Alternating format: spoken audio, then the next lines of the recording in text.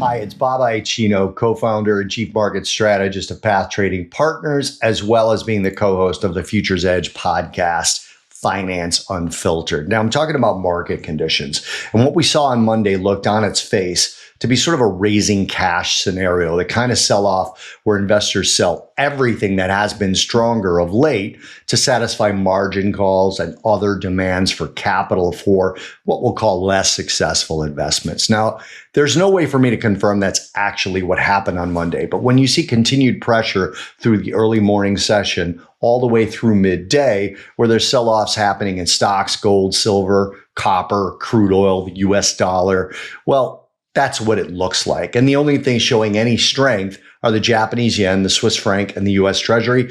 That's raising cash. That's what we call it anyway. So suppose you look at technology in general as represented by a technology ETF like XLK. That particular ETF fell over 13.7% through Monday from its all-time high peak on February 19th. In that case, you're looking at a market sector that's been very weak over the last 8 to 10 sessions and hit its lowest point since September 2024 on Monday.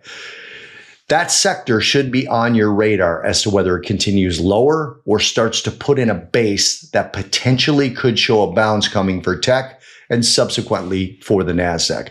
With the dollar index closing at its lowest level on Monday since about November 5th of last year, stabilization in the currency would be a really good thing to see if you want to see stabilization in risk assets over time.